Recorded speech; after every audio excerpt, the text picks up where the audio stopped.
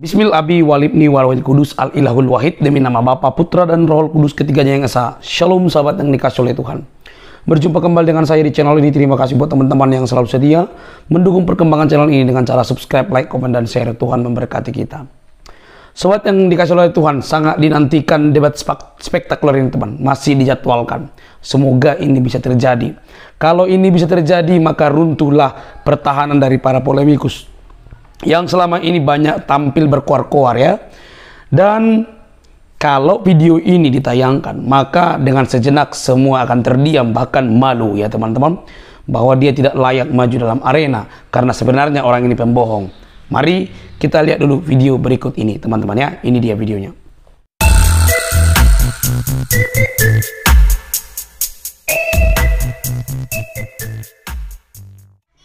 Selesai strata 1 dari Sekolah Tinggi Teologi yang ada di Jakarta. Sebuah sekolah tinggi, sekolah yang dipersiapkan untuk menjadikan orang-orang sebagai pelayan di rumah peribadahan saudara kita tersayang, Kristen Protestan. Saya Protestan dan saya selesai sekolah itu. Saya tersertifikasi. Ini bukan ria, ini bukan sombong, tapi ini pertanggungjawaban. Agar setiap orang tahu bahwa tidak boleh sembarangan ketika kita mengungkapkan sesuatu tanpa pertanggungjawaban dengan data yang valid, data yang benar, data yang tepat, data yang sah, legal. Saya tersertifikasi dan saya terakreditasi. Pada saat perjalanan itu saya diberangkatkan lagi diizinkan Allah untuk berangkat ke negeri Belanda, ke Leiden. Dan di sana saya selesai. Saya tidak di DO. Saya tidak pernah di DO. Sekali lagi, kepada saudaraku saya mau bilang saya tidak pernah di DO. Saya pulang karena tesis saya diterima. Tesis saya diterima dan saya pulang. Sebagai seseorang yang telah selesai pasca sarjana setingkat strata 2 dengan gelar pulang ke Indonesia Master Teologi Liturgia. Setelah itu baru saya berangkat lagi ke Haifa yang kedua. Pulang dari Haifa kedua saya bersyahadat. Setelah selesai dari Belanda, saya berangkat lagi ke Haifa kedua. Haifa kedua bukan sama seperti Haifa pertama. Haifa yang pertama adalah saya belajar Tanak. Namanya belajar Tanak. Tanak ini Torah, Nevi'im, Ketubim. Ini adalah bagian-bagian penting dari kitab-kitab saudara kita. Kitab saudara kita yang tersayang Kristen dan Katolik. Torah, Nevi'im, Ketubim. Torah adalah kitab Taurat. Ya, hukum, law, tatanan. Ya, tatanan ibadah, tatanan berkehidupan dan macam-macam. Ya, hukum, law. Lalu yang kedua Nevi'im. Nevi'im artinya kitab para nabi. Itu dibagi lagi, ada nabi besar, ada nabi kecil yang kita belajar saja. Lalu yang ketiga adalah Ketubim, kitab-kitab pujian. Termasuk di dalamnya kitab Zabur yang dikenal oleh kaum muslimin dan muslimat, yang di sana disebut Mizmor, atau bahasa Indonesianya dalam Alkitab orang Kristen sekarang Mazmur. Mizmorah itu di sini disebut Mazmur. Nah, saya belajar itu. Saya bukan cuma baca, Bapak. Saya pelajari itu di tempat kitab itu ditulis. Saya tidur di Torino dulu dan belajarnya di Vatikan. Di gereja Santo Petrus Basilika, jaraknya sekitar 40 sampai 50-an kilo lah dari Torino. Saya tidur di Torino dulu dan belajarnya.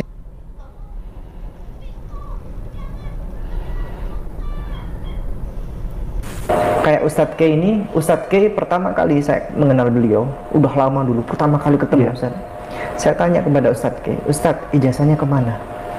Ustadz K mengkonfirmasi bahwa terampas.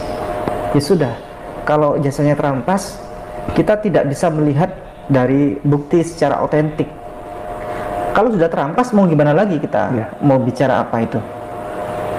Ambil kemana? Kan begitu Ustaz. Akhirnya kita bisa mengkonfirmasi dari mana? Saya sampaikan di konten itu, kita bisa mengkonfirmasi dari kapasitas beliau sebagai seorang mantan pendeta.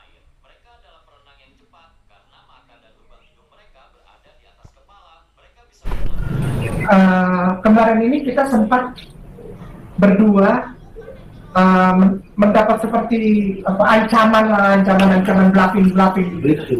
bluffing dari para mereka yang rupanya YouTuber Kristen yang sudah tidak tahu lagi menjawab Kainama dan Ariesem. Ini sudah data-datanya sudah dibuka dan mereka sudah tidak tahu lagi mau patahkannya gimana argumen ini, sehingga mereka bilang Kainama ini akan dilaporkan atas dasar transmisi atau penyebaran berita bohong bahwa Kainama pernah sekolah. Yang mana masalah ini telah diselesaikan di kantor hukum Brawijaya 9 nomor 3B. Itu pernyataan bahwa saya tidak akan lagi menyebutkan ini dan saya tidak pernah sekolah. Itu sudah ditandatangani di Terus Metrai dan di kantor hukum juga di Brawijaya tahun 2018. Baik teman-teman yang dikasih oleh Tuhan ya. Kalau misalnya nanti debat ini terjadi dengan Pendeta Ezra Soru pada tanggal 30, maka hal ini sangat luar biasa. Bukan tanggal 30 Mei, tanggal 30 Juni ya. Sesuai dengan jadwal yang sudah diundur, ditunda, maka semoga tidak ada lagi penundaan. Kalau hal ini terjadi teman-teman, luar biasa karena kita akan melihat seorang anak TK yang ngaku-ngaku profesor, yang ngaku-ngaku tamatan dari luar negeri, dibanggakan, dijagokan, tetapi justru tidak memiliki pertanggungjawaban secara akademik, bahkan tergolong menipu umat. Dan apa yang barusan kita tayangkan teman-teman adalah bukti yang bisa menggugurkan dirinya sendiri sebelum dia bertarung di arena debat ya. Pasti kalau berdebat yang dilihat dulu adalah dari mana lulusannya, dari mana sekolahnya, supaya dua sisi itu dapat dipertanggungjawabkan secara keilmuan. Kalau nanti dia tidak belajar, tidak tahu dari mana lulusannya, malah ngaur ke sana kemari, tafsiran liar yang dipergunakan, kan begitu. Jadi kalau video ini nanti diputar sebelum debat, maka di saat yang sama sudah kena mental sudah ya. Karena kebohongan-kebohongan itu sudah terbuka selama ini. Tapi entah kenapa ada banyak orang nggak mempercayainya. Bahkan Pendeta Ezra Soru sudah membuktikan ke tempat di mana dia sekolah itu tidak pernah ada teman-temannya. Bahkan pihak universitas yang di Jakarta, STT yang di Jakarta sudah mengklarifikasi tidak pernah ada namanya, apalagi sampai Leiden dan Israel. Jadi kalau ini nanti diputar di layar LCD lalu ditampilkan, maka di saat yang sama dia sudah langsung malu kena mental, bahkan mukanya itu kayak disiram dengan air dan basah kuyup teman-teman. Maka selanjutnya dia pasti kena mental. Ya selama ini dia modal Google, tapi kali ini dia tidak bisa menolak kekalahannya dia nanti teman-teman. Saya duga ini bakal batal ya. Semoga tidak, karena kalau ini tidak terjadi maka dia akan bebas mengoceh kemana-mana, karena dari situ dia mungkin makan teman-teman ya. Oke, kita lanjut teman-teman dengan apa yang disampaikan oleh para apologetik Kristen ini teman-temannya. Jangan skip supaya teman-teman mendapatkan informasi yang lengkap. Kenapa waktu itu saya mencabut pernyataan saya? Waktu itu kan saya bilang batalkan. Tapi setelah saya melihat apa yang ditampilkan Pil Pahit dan juga kelakuannya Kainama, belum ketemu Pendeta Ezra Soru udah ngoceh ke sana kemari, membongkar otaknya sendiri gitu loh. Otak kosong itu dia bongkar sendiri. Kebanyakan jadi mau mendikte Ezra Soru loh bahwa ini begini-begini. Lucu. Nah itu yang membuat saya, oh kamu mesti ketemu memang. Salah satunya karena ini, kita saksikan. Menjilat ludahnya sendiri, katanya dulu nggak mau debat. Emang sekarang gue debat? Bukan, gue dialog. Kalau Kainama ini saya sebut bukan menjilat ludahnya sendiri, dia makan muntahannya sendiri, seperti 2 Petrus 2 ayat 22 ya, yang sering saya kutip mereka-mereka ini. Sorry ya, gue berkelas. Biar kata hitam tapi pinter. Flashback. Saya mau debat sama Pak Bambang Bersena. Atau yang aku hormati Bapak Ezra Soru. Flashback. Saya tidak mau debat, karena perdebatan buat saya nggak ada gunanya. Begitu turun, menjilat ludahnya sendiri, katanya dulu nggak mau debat. Emang sekarang gue debat? Bukan, gue dialog. Sorry ya, gue berkelas. Biar kata hitam tapi pinter. Flashback. Saya tidak mau debat, karena perdebatan buat saya nggak ada gunanya.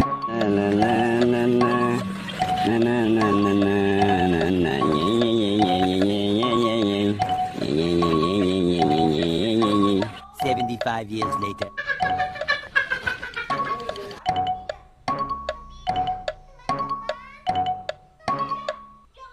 تتكلم هذا النعمة أكتم أكتم محمد بقد خاصة بالله. Ini Arab ya, ini Arab ya. Ulang. تتكلم هذا النعمة أكتم أكتم تتكلم هذا النعمة أكتم أكتم محمد بقد خاصة بالله. Ini Arab ya, ini Arab ya. Jadi nggak mungkin lah kayak nama. Ya dia hanya bikin sensasi aja. Tapi aku nggak yakin ini akan terjadi kok. Nanti ada aja alasannya. Ya, ayam tetangga lagi bertelur, terus besoknya kucing tetangga lagi kawin. Kan macam-macam alasannya. Oh maaf Pak Esra, kita undur lagi 1 bulan lagi. Kenapa? Tadi malam berisik banget kucing tetangga kawin. Waduh. Jadi saya kurang tidur. Nah gitu loh. Enggak, nanti begini, mohon maaf panitia diundur. Kenapa? Saya mencret. Oh, kasih kitanya loh. Kok belum debat udah mencret? Iya, saya udah panas dingin, mundur ya. Oke, tadi ada pertanyaan mengenai Al-Hijr 6. Gimana? Iya, Al-Hijr 6 ya. Iya. Ini tadi Al-Hijr. Semua terkaing-kaing dengan itu. Ini loh Pak. Makanya. Al-Hijr ini, hai orang yang diturunkan Al-Quran kepadanya, sesungguhnya kamu benar-benar orang yang gila. Ini tag and konteksnya bagaimana ya Pak ya? Nah, konteksnya begini, kita dengar aja deh. Biar, gitu.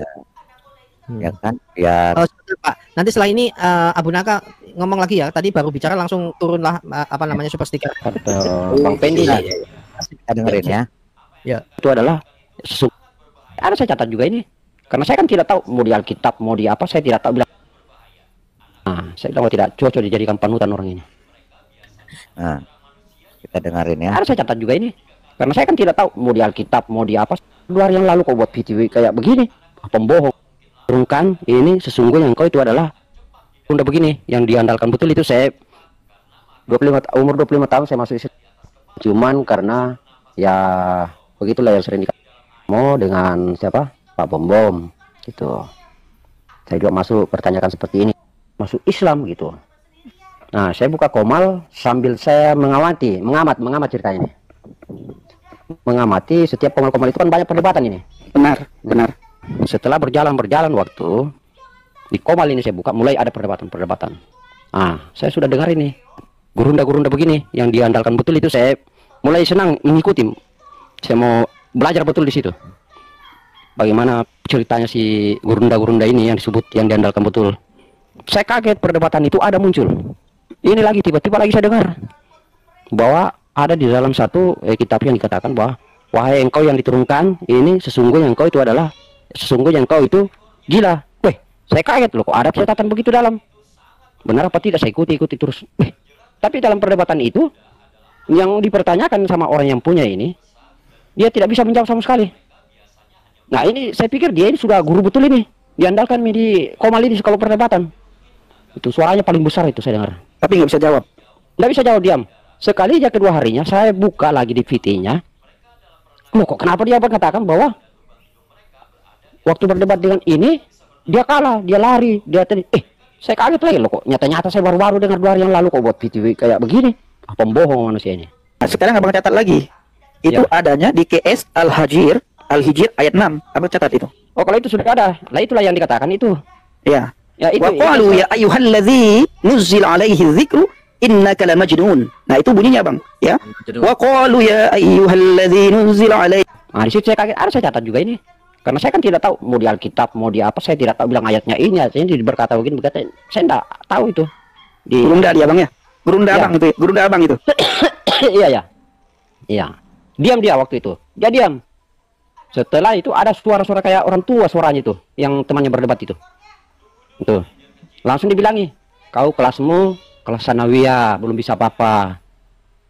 2 harinya muncul.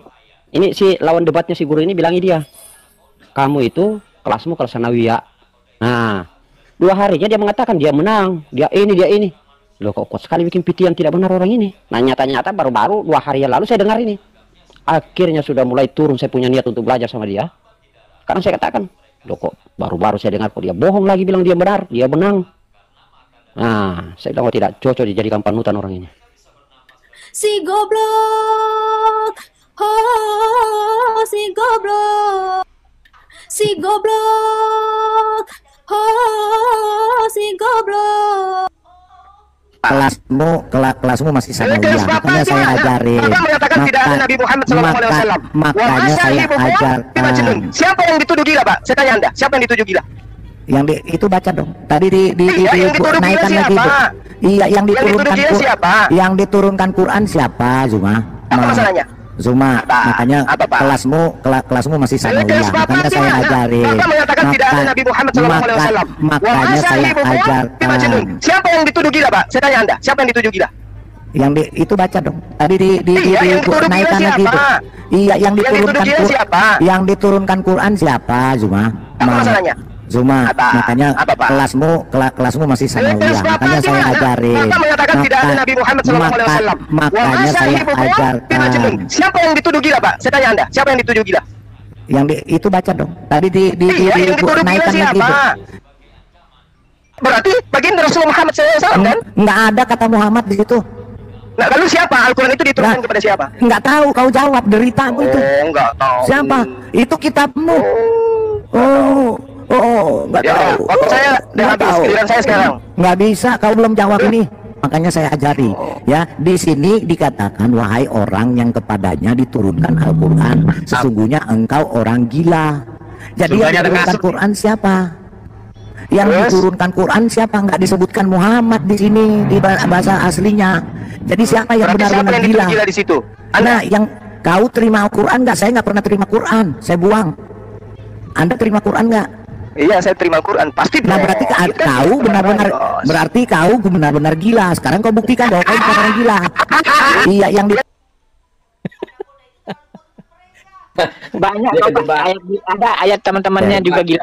Jadi akibat itu katanya tadi orang itu murtad. Yusuf udah dibaptis. Iya, Yusuf api. Karena dia melihat percuma gurunda saya ternyata goblok. Hancur-hancuran. Dia murtad. Itulah yang Kalidara tadi.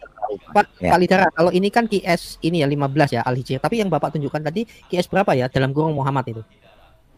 Yang kemarin 23. Ya ini dia QS 15 nomor 6. Tapi kok ada yang dalam kurung tadi Muhammad itu? Iya, di terjemahan yang itu yang dimaksud, Pak. Dalam kurung. Iya. Cek aslinya nggak ada nama Muhammad. Padahal aslinya kan nggak ada.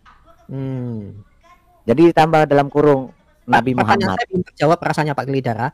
Ini tag and konteks ayat ini tuh bagaimana Pak? Kok bisa mengatakan hai orang yang diturunkan Al-Quran? Nah, jadi asbabun nuzulnya ini ketika orang-orang Quraisy itu menganggap Muhammad orang gila. Karena apa? Karena dia bercerita tentang dongeng-dongeng. Dongeng-dongeng nenek tua yang orang-orang Quraisy sudah tahu. Itu pertama kayak Seven Sleepers. Itu orang-orang Quraisy udah tahu. Itu cerita dongeng ngomong kosong. Kenapa jadi wahyu? Betul. Itu pertama. Terus kedua, tiga pertanyaan yang diajukan oleh orang Quraisy melalui Rabi Yahudi. Ketik aja Pak di Google 3 pertanyaan kepada Muhammad. Keluar nanti apa pertanyaannya. Nah itu nggak bisa dijawab semua. Nah jadi orang Quraisy sudah menganggap bahwa Muhammad memang nabi palsu dan orang gila. Karena 3 pertanyaan yang diajukan itu nggak bisa dijawab. Malah jawab dongeng. Yang dijawab adalah Seven Sleeper sama si Zulkarnain. Ya betul. Ini Pak. Ya, jadi ada 3 pertanyaan. Ya, coba sekali ya Pak Heri ya. Ya, buka aja. Sekali ya Pak Heri ya. Oh cepat Pak. Ini dunia informasi sejauh jempol Pak. Ya, coba. Gitu 3 pertanyaannya apa? Coba baca aja supaya jelas. Coba. Ya. Oke. 3 pertanyaan yang dianggap orang gila. Jadi bukan tuduhan. Quraisy membuktikan memang Muhammad orang gila. Tapi di Quran dibilang tulisnya itu kan tuduhan orang Quraisy, orang kafir. Bela terus kan. Baca aja apa yang dibilang. Itu ada gambar dulu, ada gambar Muhammad ya Pak, udah biasa ya. Iya, udah biasa itu. Oke, saya bacakan ya saudara-saudara. Tolong baca aja. Ya, kencangkan ikat pinggang. Ya. Ketika Nabi Muhammad menyampaikan kepada kaum, yaitu orang-orang Quraisy tentang risalah kenabiannya, banyak yang tidak percaya dengan ucapan Nabi Muhammad, termasuk paman Nabi Muhammad sendiri. Sebagian besar suku Quraisy tidak percaya karena Nabi Muhammad dianggap memecah belah suku Quraisy yang pada mulanya menyembah berhala.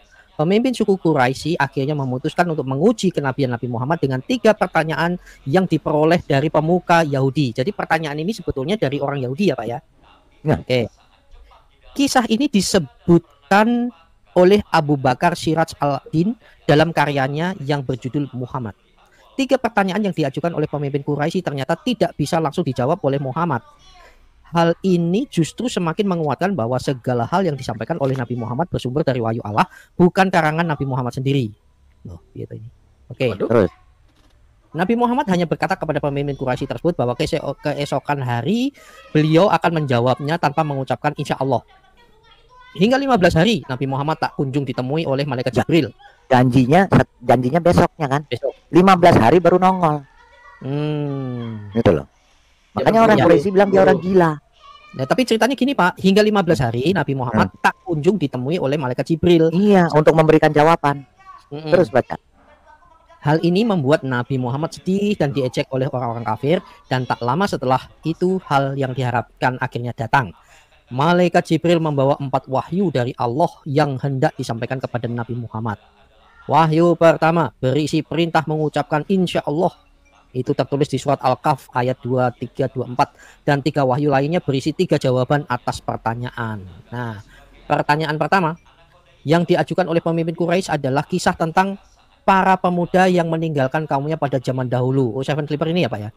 Nabi Muhammad menjawabnya dengan surat Al-Kahf 9-25. Kisah ini masyhur dengan sebutan kisah Ashabul Kahfi. Ashabul Kahfi. Seven Clipper. Ya, tertidur di dalam gua selama lebih 300 tahun dengan ditemani seekor anjing yang setia. Sekelompok pemuda ini melarikan diri dari kezaliman raja pada kaumnya dan Allah menidurkan mereka selama berabad-abad di dalam gua. Nah, pertanyaan kedua yang disodorkan oleh pemimpin Quraisy adalah cerita tentang seorang petualang yang berhasil menjelajahi ujung bumi di timur dan barat. Nabi Muhammad menjawabnya dengan surat Al-Kahfi ayat 93-99 yang berisi tentang kisah seorang petualang besar yang bernama Zulkarnain. Alexander the Great itu saudara, tak hanya tentang perjalanannya dari barat hingga timur, tetapi juga menyebutkan perjalanan misterius di antara 2 gunung yang di tempat tersebut terdapat Ya'juj Ma'juj. Pertanyaan terakhir yang diujikan oleh pemimpin Quraisy adalah hakikat roh. Nabi Muhammad menjawab pertanyaan terakhir ini dengan surat Al-Isra ayat 85. Ayat ini menjelaskan bahwa urusan roh adalah hal yang di luar jangkauan pikiran manusia, hanya Tuhan yang tahu semuanya. Itu Pak. Ya, padahal yang ditanya itu kalau memang dia benar-benar nabi, dia pasti bisa jawab. Karena semua nabi-nabi Israel bisa menjawab. Karena pertanyaan itu sumbernya dari kitab Daniel 8. Baca aja. Oh. Daniel 8? Iya. Mau dibuka? Iya, buka aja baca. Oke, mari. Sebentar. Daniel. Tentang orang yang bertanduk 2, penjelajah. Daniel 2 ayat 8. Daniel 8 ayat 1. Ya. Dan seterusnya. Domba jantan dan kambing hitam. Pada tahun yang ketiga pemerintahan Raja Belshazzar, nampaklah kepada Daniel suatu penglihatan sesudah yang tampak kepadaku dahulu. Terus? Aku melihat dalam penglihatan itu, dan sementara aku melihat, aku berada di Puri Susan yang ada di wilayah Elam. Dan aku melihat dalam penglihatan itu bahwa aku sedang di tepi sungai Ulai. Aku mengangkat mukaku dan melihat tampak seekor domba jantan berdiri di depan sungai itu. Tanduknya 2 dan kedua tanduknya 2. Itu bercerita tentang petualang dengan tanduk 2, yaitu orang Midian dan orang Persia. Dan Alexander the Great itu dari Persia. Dia dari Makedonia, terus menaklukkan Persia dan segala macam, datang ke Yerusalem. Menjajah Yerusalem. Terus aja. Tetapi satu lebih tinggi dari yang lain, dan yang tinggi itu tumbuh terakhir. Aku melihat domba jantan itu menanduk ke barat. ke utara, ke selatan, dan tidak ada seekor binatang pun yang tahan menghadapi dia. Dan tidak ada yang dapat membebaskan dari kuasanya. Ia berbuat sekehendak hatinya dan membesarkan diri. Tetapi sementara aku memperhatikannya, tampak seekor kambing jantan datang dari sebelah barat yang melintasi seluruh bumi tanpa menginjak tanah. Kambing jantan itu mempunyai satu tanduk yang aneh di antara kedua matanya. Ia datang pada domba jantan yang 2 tanduk dan yang kulihat berdiri di depan sungai itu, lalu menyerangnya dengan keganasan hebat. Aku melihat mendekati domba jantan itu. Ia menggeram, lalu ditanduknya domba jantan itu, dipatahkannya kedua tanduknya, dan domba jantan itu tidak berdaya tahan menghadapi dia. Dihempaskannya ke bumi, diinjak-injaknya, dan tidak ada yang melepaskan domba jantan itu dari kuasanya. Kambing jantan itu sangat membesarkan dirinya, tetapi ketika ia sampai pada puncak kuasanya, patahlah tanduk yang besar itu. Lalu pada tempat tumbuh 4 tanduk. Pada tempatnya tumbuh 4 tanduk yang aneh, sejajar dengan keempat mata angin yang dari langit. Maka dari salah satu tanduk itu muncul suatu tanduk kecil yang menjadi besar ke arah selatan, ke arah timur, dan ke arah tanah permai. Ia menjadi besar, bahkan sampai kepada bala tentara langit, dan dari bala tentara itu, dari bintang-bintang dijatuhkannya beberapa ke bumi dan diinjak-injaknya. Bahkan terhadap panglima bala tentara itu pun ia membesarkan dirinya, dan daripadanya diambilnya korban persembahan sehari-hari, dan di tempatnya yang kudus dirobohkannya. Suatu kebaktian diadakan secara fasik, menggantikan korban sehari-hari. Kebenaran dihempas. Itu tentang berbicara tentang nubuatan Yerusalem akan ditaklukkan ya oleh salah tanduknya tadi Midian dan Persia. Kemudian tanduk itu tumbuh. Itu yang mengganti nanti yang lebih tinggi lagi itu adalah Romawi.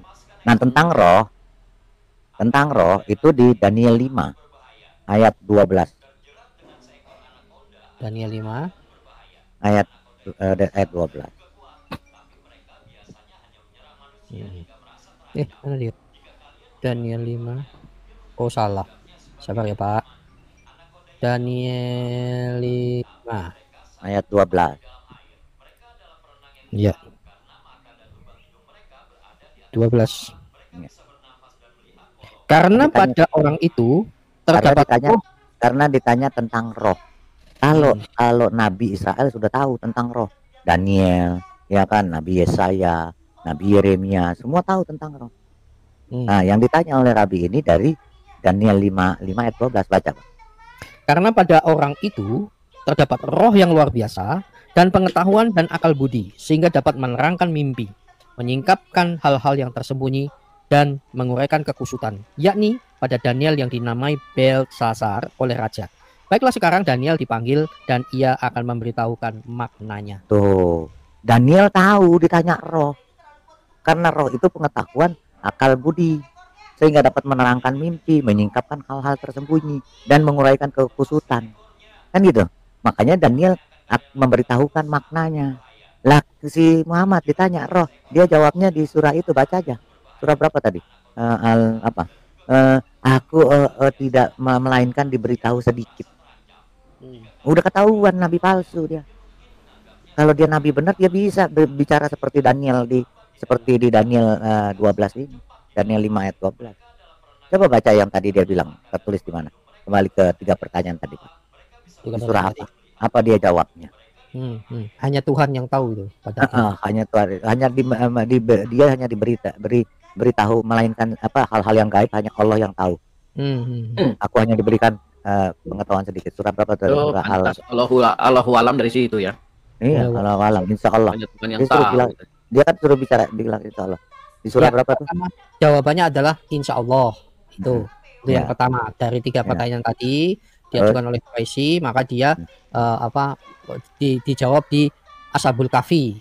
Oh, itu tentang 3 penidur tadi. Tentang pemuda tadi. Itu kan dongeng. Pertama ini malaikat membawa 4 wahyu disampaikan kepada Nabi. Wahyu pertama berisi perintah mengucapkan insya Allah. Insya Allah. Nah, dari kata insya Allah ini mulai dari sini. Iya. Terus kedua tentang Ashabul Kahfi, 7 Sleeper. 7 Sleepers, omong kosong. Si orang-orang Quraisy udah tahu sejak abad kedua cerita ini. Iya. Omong kosong. Legenda uskup dari Seruk. Iya, Yakub dari Seruk. Terus karena udah menyebar sampai ke Arab. Itu tentang Jud-Majud Zulkarnain, Pak. Iya, tadi Zulkarnain. Zulkarnain itu dibilang Alexander the Great. Jadi Nabi Zulkarnain terus. Yang terakhir ada lagunya Pak. Hanya Tuhan yang tahu semuanya. Urusan roh adalah hal yang di luar jangkauan pikiran manusia. Nah, tertulis di mana? Tertulis di surat Al-Isra ayat Al-Isra. Baca Al-Isra, buka Al-Isra. Apa ya tertulis? Al-Isra 85. Al-Isra itu nomor berapa?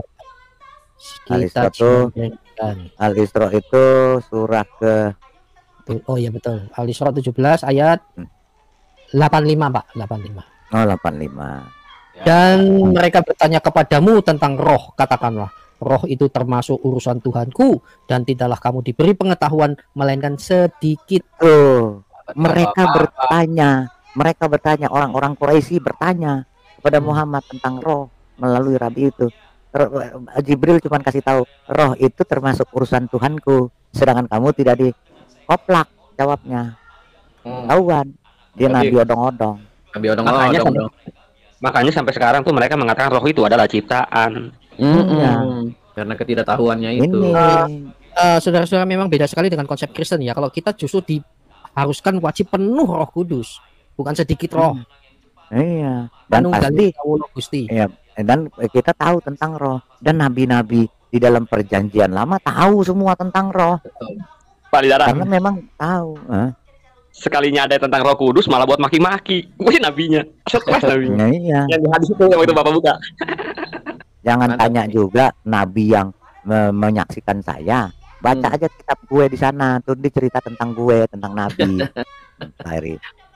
Enggak, masalah roh itu kan mereka taunya cuma roh itu hidup aja, lain dengan kita kan? Ya, memang jauh Pak, jauh. Kalau kita harus penuh roh, kalau mereka hanya dikasih tahu sedikit. Saya mau kasih tahu dulu sebentar. Jadi teman-teman, saya menyaksikan videonya MYM kemarin sebelum dia berangkat ke Belanda hari ini. Oh ya, mau ke Belanda ya? Wah, saya mau dia mau datang ke Leiden. Kayak nama di Leiden, ya. Ya, dia mau ke sana mau menyelidiki tentang bangkai sekolah di sana. Nah, dia katakan begini dengan dia putar videonya itu bahwa si bangkai berbicara di video itu, saya adalah mantan debt collector. Saya tukang tarik sepeda motor dan tukang tarik mobil dan tukang tampol-tampolan. Nah, itu cocok baru. Itu cocok baru pas. Nah, sama muka. kalau dia menyatakan seperti itu, enggak juga. Berarti dia tidak pernah sekolah pendeta. Itu sudah jelas. Jadi dia bantah sendiri dengan ucapan dia sendiri, dengan keluar lagi statement baru, dia mantan debt collector. Begitu nagih disotomi dia sama yang penunggaknya. Debt collector nggak begitu. Debt collector kereng-kereng. Makanya jadi dia muncul statement baru lagi sekarang bahwa dia mantan nipu lagi tuh. Nipu lagi padahal dia cuman tukang parkir di gereja. Makanya. Nah, saya mau kasih tahu lagi bahwa Nabi Isa itu sudah terkuak ya, Isa bin Jibril. Ya, Isa karena Isa itu Jibril. Bin Jibril karena bin. Ya, Isa itu anaknya Jibril. Nggak percaya? Nggak percaya? Ya, kita lihat sama-sama ya. Coba kita lihat. Wah, makin terkuak ya. Makin terbongkar nih. Quran, Surah Maryam, ayat 17. Tafsir Al-Bagawi ya. Nih, bahasa Arab semua nih. Gawi, Quran, Surah Maryam, ayat 17. Maryam binti Tafsir Al-Bagawi, Quran, Surah Maryam, ayat 17. Maryam binti Imran tinggal di masjid. Sewaktu dia mengalami haid, dia biasanya pergi ke rumah bibinya, sampai haid selesai. Setelah itu, dia kembali ke masjid. Saat dia sedang mandi telanjang untuk membersihkan diri setelah haid, tiba-tiba Jibril muncul di hadapannya dalam bentuk pemuda tampan yang berambut ikal. Allah berkata, maka kami kirimkan roh kami, yang berarti, Jibril, dan dia tampil di hadapan Maryam sebagai lelaki yang sempurna. Setelah itu Maryam hamil dengan bayi Isa. Pertanyaan yang lalu timbul adalah, mengapa Jibril muncul di hadapan Maryam saat Maryam telanjang? Apakah tidak bisa menunggu sampai Maryam selesai mandi dan pakai baju? Berdasarkan keterangan Al-Bagawi, tujuan Jibril muncul di hadapan Maryam yang sedang telanjang tentunya adalah untuk menyetubuhi Maryam sampai hamil. Maka menurut Al-Bagawi, tentunya anak Maryam itu bernama Isa ibn Jibril. Pak Lidara, kalau kita baca dari kutub malah dikatakan Maryam itu menggelinjang-gelinjang. Oh. Ada versi lagi satu. Jadi memang jadi sampai timbul syahwatnya dan Maryam menggelinjang. Kau kan menggelincang kayak Menggelincang. goyang-goyang kegelian gitu. Ya, Kayak tapi takut ada bukan ada versi satu lagi, makanya ada versi satu lagi versi satu lagi inilah yang membuktikan bahwa Al-Quran ini odong-odong. Kita dengar nih versi satu lagi. Bukan, sorry. Ini salah. Ini sebentar ya. Ini versi yang satu lagi. Oke, Pak King David. Ya. Bentar ya. Nah, mohon dihandle Pak ya. Mohon dihandle Pak. Ya. Saya ke belakang. Maryam binti Imran hamil, dia mengirim rohnya. Quran, surah Ini Maryam versi satu lagi ya. Ketika Allah ingin membuat Maryam binti Imran hamil, dia mengirim rohnya. Quran, surah Maryam, ayat 17. Lalu kami mengutus roh kami kepadanya. Maka dia menampakkan diri di hadapannya dalam bentuk manusia yang sempurna. Menurut ayat ini, hanya ada satu makhluk surgawi yang menemui Maryam. Tapi di surah Ali Imran, ayat 45, ada beberapa malaikat yang muncul di hadapan Maryam. Ingatlah, ketika para malaikat berkata, "Wahai Maryam, sesungguhnya Allah menyampaikan kabar gembira kepadamu." Jadi mana yang benar, satu atau beberapa makhluk surgawi? Lalu Allah membuat Maryam hamil dengan meniupkan rohnya ke dalam vagina Maryam. Quran, surah At-Tahrim, ayat 12. Jika surah Maryam ayat 17 itu benar, maka hanya ada satu sosok ilahi di hadapan Maryam. Tapi jika surah Ali Imran ayat 45 yang benar, maka terdapat banyak mata makhluk ilahi yang menonton kemaluannya Maryam. Astagfirullah, yang benar aja. Waduh. Ini Yang ada dua versi, jadi ada dua versi. Yang mana yang benar? Ini membuktikan bahwa memang kitabnya kitab sampah odong-odong. Lanjut. Menurut si Donditan, orang Kristen pertama yang jadi mualaf itu namanya Nikodemus. Waduh. Iya, Donditan tuh cerita, ada videonya. Dia bilang mualaf yang pertama kali ya itu adalah namanya Nikodemus. Nikodemus yang di Alkitab itu loh, Pak. Loh, dalilnya dari mana? Dalilnya di mana dalilnya? Ya mana ada Donditan punya dalil, Pak. Oh begitu toh. Iya. Kalau begitu congor doang dong ya. Ngarang bebas, Pak. Oh, ngarang bebas. Ya memang wajib di sana mesti ngarang bebas, kalau nggak hidup. Iya, Ya betul. Mesti ngarang bebas. Yang saya tadi tangkap itu si Jesslyn ini kan bilang bahwa Paulus itu adalah nabi. Ini kan berarti menurut saya dia bukan orang Kristen. Kalau orang Kristen pasti tahu Paulus itu adalah seorang rasul, bukan seorang nabi. Apalagi dia bilang Paulus itu adalah dewa. Nah, ini kan jelas pembodohan. Jadi memang mereka wajib bodoh. Di Yunani, orang Yunani pikir dia ini dewa gitu loh. Iya, padahal kita sudah baca tadi ayatnya itu kan. Iya. Karena dia menyembuhkan seorang yang lumpuh sejak lahir, makanya mereka menganggap oh ini roh dewa-dewa sudah turun. Makanya mereka Paulus dan Barnabas itu dianggap dewa sama mereka. Sampai mereka menyebut Barnabas adalah Zeus, Paulus adalah Hermes. Nah, sampai Paulus begitu mendengar itu, dia sampai dengan Barnabas mengoyakkan pakaian mereka. Mereka nggak terima karena mereka tuh mengakui mereka adalah orang-orang biasa, bukan Tuhan mereka. Nah, tetapi Muslim kan menggoreng-goreng ini, dipikir Paulus itu adalah dewa. Nah, berarti pagan. Nah, inilah mereka hanya mencopet satu ayat, lalu mereka tafsir. Yang jelas itu kan sebuah kekeliruan yang fatal sekali ya, yang tidak punya dasar sama sekali. Nah, mereka memang tukang copet ayat, mereka lepaskan dari konteksnya. Itu nggak bisa kalau baca ayat Alkitab lepas dari konteks ya pasti sesat. Kita harus lihat konteksnya bicara apa. Pak King, ya. Kalau saya perhatikan ya, kalau polemikus itu berpolemik, itu jawabnya harus dengan polemik juga, jangan dengan apologetika, karena mereka nggak akan ngerti. Harus dibantah dengan polemik juga, baru mereka bingung. Betul. Itu kalau dengan apologetika itu biasanya perdebatan atau diskusinya itu ilmiah, Pak. Itu dengan cara apologetika, ya. Tapi kalau polemik yang ditimbulkan, ya jawab dengan polemik juga. Jadi langsung menohok, gitu loh. Ya. Jadi logika dibolak-balik segala macam itu lebih dimengerti sama masyarakat sebelah sana, Pak. Oh begitu. Iya, mereka lebih ngerti. Luar biasa, betul. Dahsyat. Baik, terima kasih. Nah, The Flash, apa yang mau Anda sampaikan dari gunung? Ada wangsit atau wahyu? The Flash? Belum. The Flash, jangan tidur, unmute. Flash. Ya udah nanti ini lemerian dulu yang udah basah kuyup di atas pagar. Lemerian dulu yang sudah basah kuyup, silakan. Kalau neng enjot jande nggak laku. Yang mana ikan pede. Jadi ingat lagu itu saya. Astagfirullah. Gua jadi bingung, yang mana yang nabi, mana yang dukun. Gua perhatiin dua-duanya same. Ya, tadi saya mau nanggepin si Jesselyn sedikit. Ya. Kan sebenarnya kan cerita ini kan udah pernah saya bawa juga di channel Pak Heri juga Pak Ikim. Bahwa kalau misalkan itu Muhammad yang mengalami kejadian seperti Paulus, pasti dia mengaku dirinya dewa. Iya. Karena gini, dia nggak bisa ngapa-ngapain aja udah ngakuin dirinya sejajar dengan Allah. Bahkan lebih kurang ajarnya lagi, dia berani mengatakan bahwa Allah aja berdoa kepada dirinya, dia lebih tinggi dari Allah.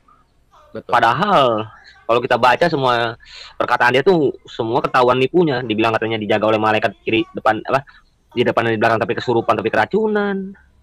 Tapi masih berani mengakui dirinya sejajar dengan Allah dan malah menempatkan dirinya lebih tinggi dari Allah loh. Sampai Allah dan malaikat bersalawat kepada dia loh. Aduh. Luar biasa ya. Lemerian.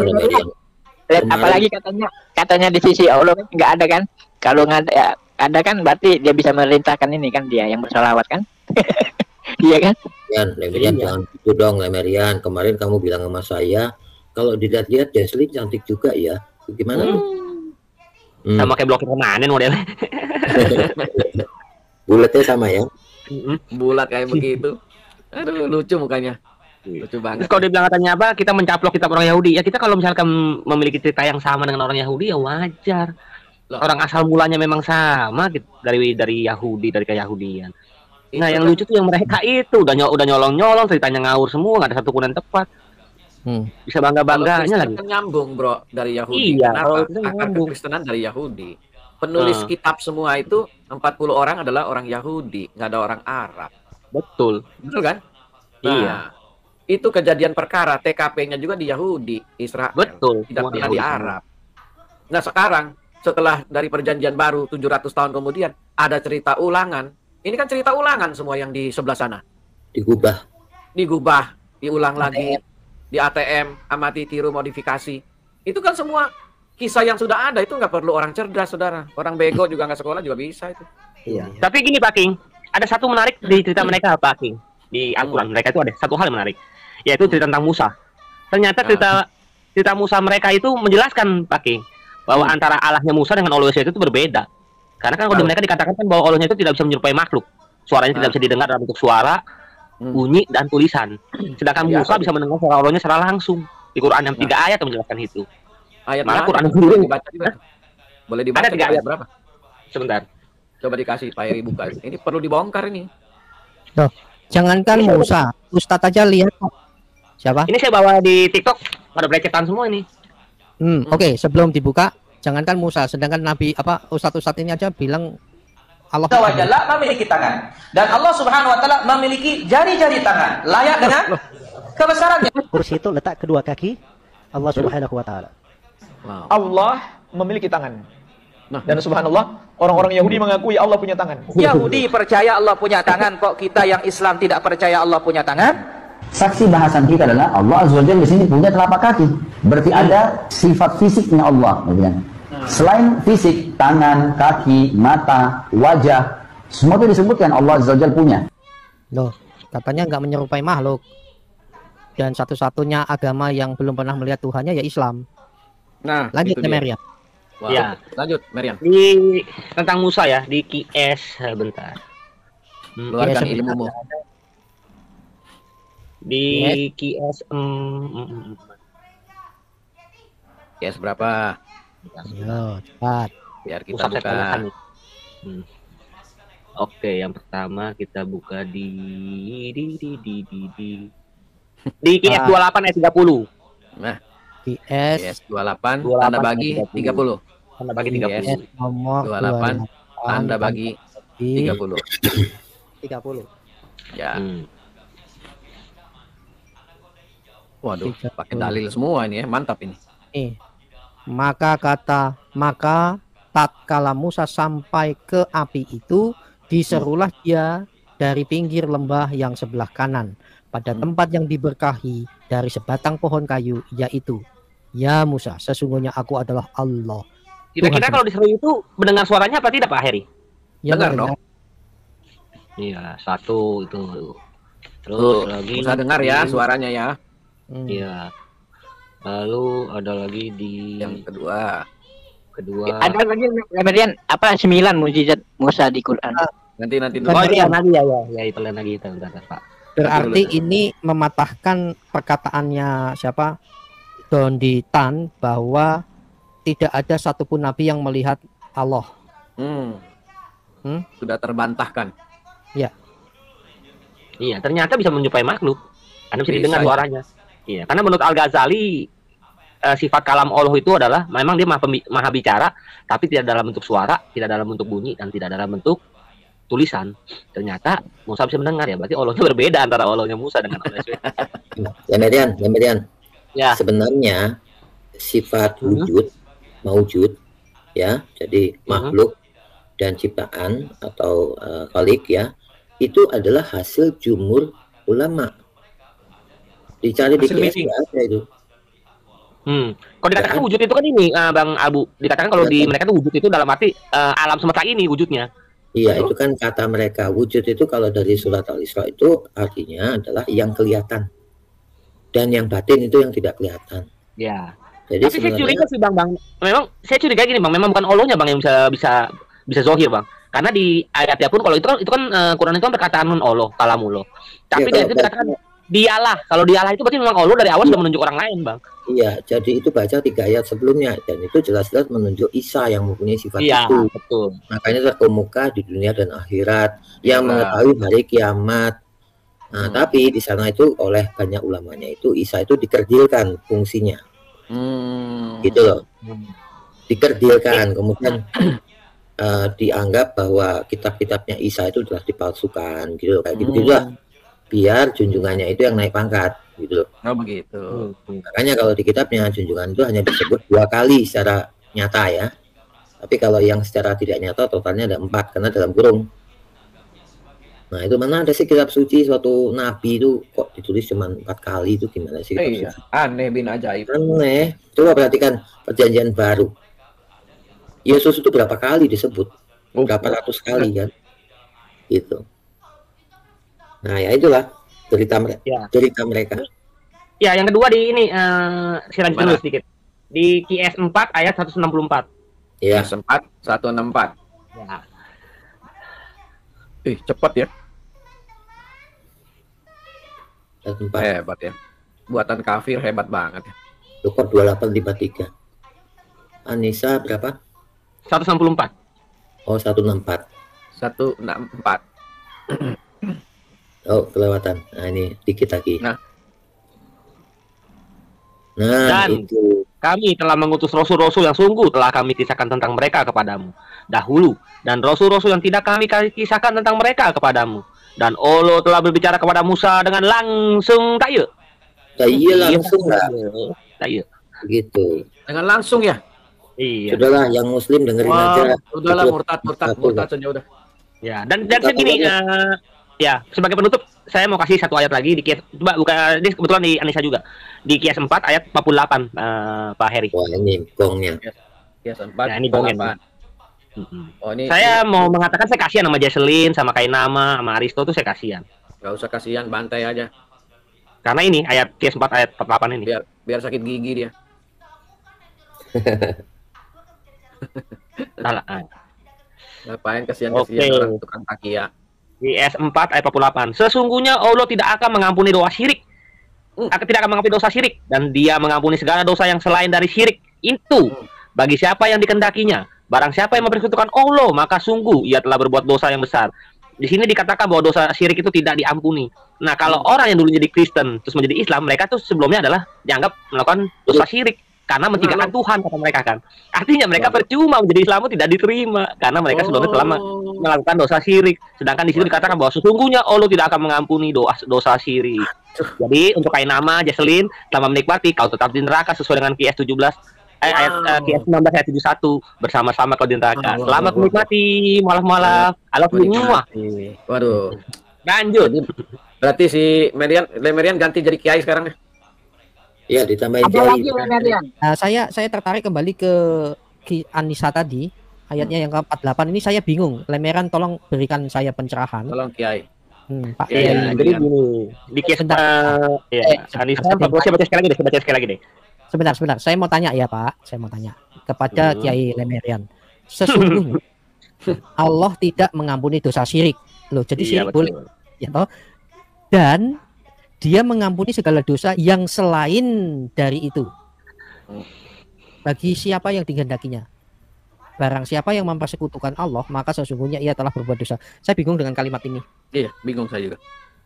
Coba diterangkan. Iya, jadi gini Pak Heri, di maksud ayat ini adalah bahwa dosa syirik itu yang tidak diampuni oleh Allah mau kapanpun. Karena Allah sudah mengatakan sesungguhnya Allah tidak akan mengampuni dosa syirik. Nah, kalau orang Kristen dulunya, kalau dulunya dia adalah orang Kristen atau orang Buddha atau orang Hindu atau orang apa, gitu mereka sudah berbuat syirik sebelumnya. Jadi mereka masuk Islam pun percuma karena mereka tidak diampuni oleh Allah sesuai dengan Quran. Gitu. Ya udah makan babi aja loh. Oke, baik. Babi hoce. Mantap itu. Aduh. Pak David masih ingat tadi pagi ya, Pak Abu Subi. Tadi saya langsung ini loh. Kalau sebuah kitab itu tokohnya itu pasti disebutkan berulang-ulang karena saking pentingnya. Betul. Nah, mari kita buktikan ya pelan-pelan. Tadi pagi itu saya sampai terbelalak. Ya. Mari kita buka di sini. Coba saudara-saudaraku ya, tolong kencangkan ikat pinggang masing-masing. Wow. Pertama, nama Ibrahim dalam Al-Quran berapa kali ini? 65 kali dalam Al-Quran. Wow. 69, maaf. Oke. Kemudian nama Ibrahim, kemudian nama Nabi Sulaiman. Nih, Nabi Sulaiman mana tadi ya? Berapa kali ya? Saya udah buka tadi, pelan-pelan ya, saudara. Nabi Sulaiman di 17 kali, 15 atau 17 kali saya ingat tadi ya. Kurang lebih begitu ya. Muncul berapa kali? Nah, ini aja. Terus Nabi Musa 69 tadi. Ini Musa 130. Oh, Musa 6 kali. Musa, oke. Kemudian Nabi Ibrahim 69 kali, Pak. 69 berarti yang pertama Pak Heri ngomong tuh. Ya, yang pertama. Ya, Kemudian Nabi Sulaiman sudah, pokoknya lebih banyak lah ya. Sekarang Nabi Isa. Lebih banyak lagi. Nabi Isa 25 kayaknya. 25 ya. Tapi kita buktikan aja. Ya di sini berikut Nabi Isa malah 55 kali nih, Pak. Tadi pagi kan 25, tapi ini lain lagi. Ya udahlah, kisaran segitulah ya, segitu. Lalu Nabi Muhammad berapa? 4 kali kalau nggak salah. Ya. Nabi, kita buktikan aja secara data. Berarti nggak penting dia. Berapa kali, saudara? 4 kali. 4 kali. Itu 4 kali benar disebut apa dalam kurung itu? Saya ragu, kayak saya baca-baca hampir 4 kali. Yang dua dalam kurung, yang 2 tidak dalam kurung. Ya, Ahmad kan? Iya, disebutnya Bang Abu kalau salah disebutnya pun Ahmad kalau nggak salah, bukan Muhammad. Ya, ini loh, coba baca ya. Nama Nabi Islam Muhammad disebutkan 4 kali dalam Al-Quran, dan nama Ahmad, nama lain dari Muhammad, disebutkan 1 kali. Makanya mereka maksa-maksa ada di Alkitab, ada Mehmet Ejima, Mehmet Ejima begitu. Di Bimoli itu. Tetapi banyak juga kata-kata Al-Quran merujuk Muhammad, merujuk ya. Tetapi nama yang secara tekstual cuma 4 kali, 1 kata Muhammad. Ya. Oke, itu dia ayat-ayatnya. Oke, sekarang nama Yesus 2 kali. Anggap 2 kali, Ferry. Nama langsung saya ambil di Alkitab saja di sini ya, Alkitab digital. Sebentar, saudara. Nama Yesus. Ya, ketik ya di sini, langsung di sumbernya. Yesus. Wih, ciptaan kafir luar biasa ya. Di sini di ujung sini, Pak. Ya, nih. Berapa, Pak Heri? 1362. Wih. Ini PB saja, Pak. Tapi kalau merujuk ditambah dengan nubuatan perjanjian lama, udah berapa ribu lagi itu, Pak? Oh, ribuan. Ya, ini perjanjian baru saja loh, saudara. Ya. Kenapa demikian banyak? Loh, karena tokohnya, Pak. Sentranya, contoh. Kalau saya menulis sejarah Napoleon Bonaparte, maka nama Napoleon dari lahirnya, karyanya, peperangannya dan lain sebagainya banyak Napoleon, begitu kan? Betul. Itu penting. Nah, bicara tentang Yesus, itu kan tokoh sentral di Alkitab. Maka tidak heran sampai 1362 kata Yesusnya saja loh. Belum lagi Mesias, belum lagi Kristus, belum lagi anak manusia. Full. Ya. Ribuan berarti. Belum yang merujuk, Pak. Kalau itu kan nama kontekstualnya ya. Sedangkan di Alkitab tekstualnya 1362, belum yang merujuk. Oh, lebih banyak lagi. Nah, kalau di Alkitab Yesus adalah Tuhan, Yesus adalah ini dan itu. Namanya cuma 10 aja disebutkan, saya ragu-ragu, Pak. Ya. Film atau novel Harry Potter, maka dari awal sampai judulnya aja Harry Potter, Pak. Bukan Harry Christian, apalagi Lemerian Rockwood, terlalu jauh. Pak Yai Abu Subi, menurut Anda analisa logika ini bagaimana? Nah, itu penting itu. Nah, kalau namanya juga kitab yang dari pemikiran banyak orang dari berbagai zaman, ya hasilnya seperti ini. Ya. Ya, makanya Ustadz Dani itu bilang, ya pokoknya mau ada dongeng Zeus kayak dongeng apa, pokoknya kalau sudah ada dalam situ berarti itu adalah wahyu Allah. Wajib diimani. Wajib diimani, dianggap kebenaran mutlak dari Tuhannya. Itu ya memang mereka seperti itu, Pak. Jangan berharap banyak tentang suatu kelogikaan karena mereka sudah tidak punya logika. Kalau mereka punya logika pasti mereka akan keberatan sekali dengan perintah-perintah yang aneh-aneh dalam ajaran mereka, Pak. Begitu. Baik. Oke. Baik. Terima kasih untuk semuanya. Saya rasa kita masuk termin terakhir dan kembali lagi saya mengingatkan saudara, saya berharap sih ini jadi walaupun banyak yang meragukan ya. Tanggal 30 Juli nanti kita akan menyaksikan Ustadz Kainama gantung diri di hadapan Pendeta Esra Soru. Disaksikan Ipung yang dengan sedih mati kau. Ipungnya di belakang itu, aduh modal gue ya. Teman gua, teman perjuangan mati gantung diri katanya. Ya, walaupun Pak Lidara sama Abu Nongko juga paling nggak jadi. Ya, saya pun juga benarkah? Saya rasa Kainama terlalu jumawa, terlalu percaya diri. Jadi modalnya Kainama itu hanya percaya diri, itu pun karena gini Pak, sebuah kerumunan tiba-tiba kedorong ke depan maju, tiba-tiba mau nggak mau dia harus berantem. Di sebuah arena Smackdown dari kerumunan orang, siapa yang berani nantang saya gitu kan, tiba-tiba dia masuk gitu. Kenapa kamu berani? Dipuji dia. Wih, hebat kayak nama. Dia baru ngomong, orang saya didorong, siapa yang dorong saya, katanya kurang ajar. Siapa yang dorongin saya? Ipung. Iya, Ipung kan kagum-kagum dengan kepandaiannya. Ipung kan kagum sama si Bangke. Iya, betul. Iya kan? Ya, udah, dia kata, Ipung lupa pada si Bangke itu mantan debt collector, gimana tuh Pak Heri, baru muncul ini berita lagi. Ya. Dan juga dalam dunia Islam, please deh saudara-saudaraku yang muslim, mu'alaf atau siapapun Anda, jangan lupa Alkitab ya. Ori itu selalu di depan, KW itu selalu di belakang. KW itu selalu mati-matian promosi, minta dianggap ori. Dan juga untuk Ipung sekali lagi ya, saya udah komen tuh di TikToknya atau apa ya, 3.000 tahun tuh Ipung untuk mempertanggungjawabkan perkataannya dia. Don Titan juga sama. Jadi tampaknya mereka nggak bisa makan kalau nggak ngotak-ngatik Alkitab ya. Contoh. Perjanjian baru ditulis oleh orang-orang yang tidak pernah bertemu dengan Yesus. Tidak pernah bertemu dengan Yesus. Matius, Markus, Lukas, Yohanes. Semuanya aja, kenapa takut? Nah, itu suaranya si Bencong Kainama itu, ya, itu, yang mau gantung diri itu. Semuanya, Paulus, semuanya tidak pernah bertemu. Saya rasa dia cari sensasi ya. Jadi lucu. Kemudian termasuk ini. Ini Datu Gospel ini ditulis oleh orang-orang yang tidak pernah ketemu dengan Yesus, Bang Haji. Kata siapa? Kata ahli-ahli perjanjian baru sendiri. Oke. Kalau saudara baca kemarin sudah saya tunjukkan, jadi saya udah bosan ini. Bosan dalam arti menghadapi ketidakcerdasan, tapi saya mau sabar. Kisah Rasul 1 ayat 1. Hai Theophilus, dalam bukuku yang pertama, aku menuliskan segala yang dilakukan dan diajarkan Yesus Kristus. Kami adalah saksi, kami adalah saksi ya. Nanti saudara-saudara akan closing statement. Coba sebagai penutup dari saya. Di sini saudara, coba perhatikan ya, saudara perhatikan. Oke, ini tadi pagi, sebentar. Coba perhatikan di sini. Pak King. Oke teman-teman dikasih oleh Tuhan, kira-kira apa respon teman-teman mendengarkan seluruh rangkaian dari video yang barusan kita putar? Saya percaya teman-teman dikuatkan, diteguhkan, dan kiranya kita semakin dikokohkan untuk mempertanggungjawabkan iman kita.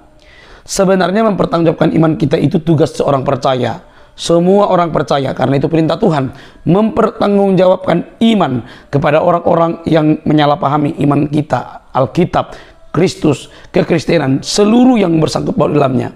Sebenarnya kekristenan itu sudah otentik, sudah nyata, dan sudah sesuai dengan fakta. Tetapi karena ada orang-orang tertentu yang menafsirkan Alkitab seenaknya, maka perlu kita luruskan, perlu kita arahkan, perlu kita berikan pertanggungjawaban.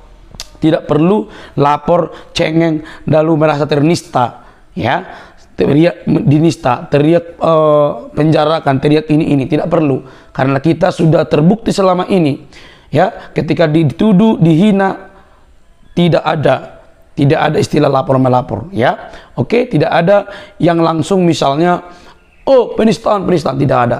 Jadi kita dewasa, kita bahas, kita berikan literatur yang bertanggung jawab. Ya, kita lihat tadi videonya menarik kan teman-teman, bagaimana juga Quran dan Alkitab itu dibahas tuntas oleh teman-teman kita apologetik. Akhirnya bahwa dari sini kita dapat belajar bahwa ilmu itu ketika kita cari dan dapatkan itu sangat banyak manfaatnya teman-teman. Kiranya iman kita semakin bertumbuh dekat sama Tuhan karena Kristus sangat mengasihi kita. Sampai di sini teman-teman video saya.